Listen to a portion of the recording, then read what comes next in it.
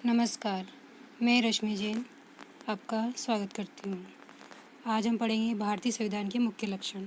20वीं सदी तक आते आते भारतीय राष्ट्रीय आंदोलन कई दशक पुराना हो चुका था। स्वतंत्रता संघर्ष के दौरान राष्ट्रवादियों ने इस बात पर काफ़ी विचार किया था कि स्वतंत्र भारत किस तरह का होना चाहिए। जब हमारा देश आज़ाद नहीं हुआ और लड़ाई चल रही थी उस समय, तो हमारे जो भारत के जो राष्ट्रवादी थे, नेता वगैरह थे, उन्होंने विचार किया था कि जो भारत आज़ाद होगा वो किस तरह का होना चाहिए। ब्रिटिश शासन के अंतर्गत उन्हें जिन नियमों को मानना पड़ता था वे उन्हें खुद नहीं बनाए थे। मतलब ब्रिटिश अंग्रेज़ों का जब शासन था हमारे यहाँ पर, तो हमें जिन नियमों का मानना पड़ता था वे उन्होंने खुद नहीं बनाए थे बल्कि अंग्रेज़ों ने बनाए थे। औपनिवेशिक राज्य के लंबे अत्याचारी शासन ने भारतीयों के सामने इतना ज़रूर स्पष्ट कर दिया था कि स्वतंत्र भारत को एक लोकतांत्रिक देश होना चाहिए। और औपनिवेशिक क्या होता है, जब किसी देश पर अधिकार हो जाता है, तो हमारे ऊपर क्या हुआ, इंग्लैंड का अधिकार था, तो हम क्या उनके उपनिवेश बन गए थे। उन्होंने हमारे ऊपर अधिकार कर रखा था। तो औपनिवेशिक राज्य के लंबे अत्याचारी, तो अंग्रेज़ों का जो हमारे ऊपर शासन था उससे भारतीयों के सामने इतना ज़रूर स्पष्ट कर दिया था कि स्वतंत्र भारत को एक लोकतांत्रिक देश होना चाहिए। उसमें प्रत्येक नागरिक को समान माना जाएगा और सभी को सरकार में हिस्सेदारी का अधिकार होगा।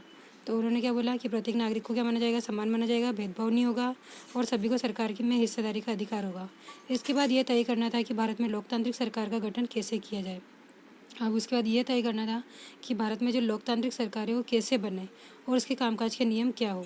यह काम किसी एक आदमी के वश का नहीं था। इसमें लगभग 300 लोगों ने योगदान दिया जो 1946 में गठित की गई संविधान सभा के सदस्य थे। भावी संविधान के निर्माण के लिए अगले 3 साल तक संविधान सभा की बैठकें होती रही। 3 साल तक संविधान सभा की बैठक हुई। उसके बाद ये हमारा संविधान का निर्माण हुआ था। ये आप चित्र देख रहे हो।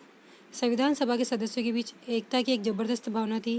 भावी संविधान के एक एक प्रावधान पर जमकर चर्चा हुई और सभी लोग सहमति विकसित करने की बात में गंभीर थे।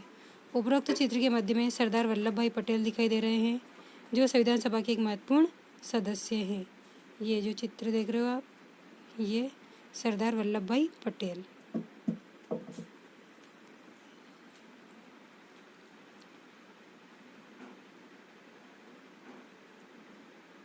संविधान सभा के इन सदस्यों के सामने एक बड़ी जिम्मेदारी थी।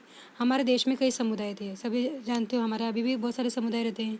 उनकी न तो भाषा एक थी, न एक धर्म था और न ही एक जैसी संस्कृति थी।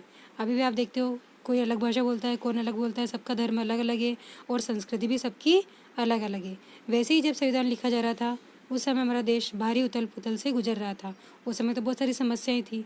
भारत और पाकिस्तान का बंटवारा लगभग तय हो चुका था। कुछ रियासतें तय नहीं कर पा रही थी। रियासतें मतलब एक तरीके से राज्य, वो तय नहीं कर पा रही थी कि उनका भविष्य क्या होगा, वे किधर जाएगी। जनता की सामाजिक आर्थिक स्थिति भयानक थी और उनका जो सामाजिक और आर्थिक जीवन था वो बहुत खतरनाक था। संविधान सभा के सदस्यों के सामने ये सारे मुद्दे थे, लेकिन उन्होंने अपने इस ऐतिहासिक दायित्व को बहादुरी से पूरा किया और देश को एक ऐसा कल्पनाशील दस्तावेज दिया जिसमें राष्ट्रीय एकता को बनाए रखते हुए विविधता के प्रति गहरा सम्मान दिखाई देता है। लेकिन क्या हुआ, हमारा जो भारत देश है उसने अपने इस दायित्व को बहुत अच्छे से पूरा किया और देश को एक ऐसा कल्पनाशील दस्तावेज जो हमारा संविधान है वो दिया जिसमें राष्ट्रीय एकता को बनाए रखते हुए विविधता के प्रति गहरा सम्मान दिखाई देता है। मतलब इतनी अलग अलग बातें हैं फिर भी एकता दिखाई देती है। उन्होंने जो दस्तावेज तैयार किया उसमें सामाजिक आर्थिक सुधारों के जरिए गरीबी उन्मूलन और जनप्रतिनिधियों के चयन में जनता की महत्वपूर्ण भूमिका पर काफ़ी जोर दिया गया है। आगे के हिस्सों में भारतीय संविधान के कुछ मुख्य आयामों का उल्लेख किया गया है। इन बातों को पढ़ते हुए विविधता, एकता, सामाजिक आर्थिक सुधार और प्रतिनिधित्व से संबंधित उपरोक्त चिंताओं का लगातार ध्यान में रखिए जिनसे इस दस्तावेज को लिखने वाले जूझ रहे थे। इसे समझने की कोशिश कीजिए कि उन्होंने स्वतंत्र भारत को एक शक्तिशाली लोकतांत्रिक समाज बनाने के उद्देश्य को पूरा करने के साथ इन चिंताओं को किस तरह हल किया। ये बाबा साहेब डॉक्टर अंबेडकर को भारतीय संविधान का जनक कहा जाता है। तो ये इम्पोर्टेंट लाइन है कि हम भारतीय संविधान का जनक किसे कहा जाता है, भीमराव अंबेडकर को। डॉक्टर अंबेडकर का विश्वास था कि संविधान सभा में उनकी हिस्सेदारी से अनुसूचित जातियों को संविधान के प्रारूप में कुछ सुरक्षात्मक व्यवस्था मिली है। लेकिन उन्होंने यह भी कहा था कि भले ही कानून बन गए हो, अभी भी अनुसूचित जातियां बेफिक्र नहीं हो सकती क्योंकि इन कानूनों का संचालन सवर्ण हिंदू अधिकारियों के हाथों में ही है। इसीलिए उन्होंने अनुसूचित जातियों के आह्वान किया कि वे सरकार के अलावा लोक सेवाओं में भी बढ़ चढ़कर शामिल हो। तो ये है संघवाद। आज इतना ही पढ़ेंगे और कल पढ़ेंगे हम संघवाद।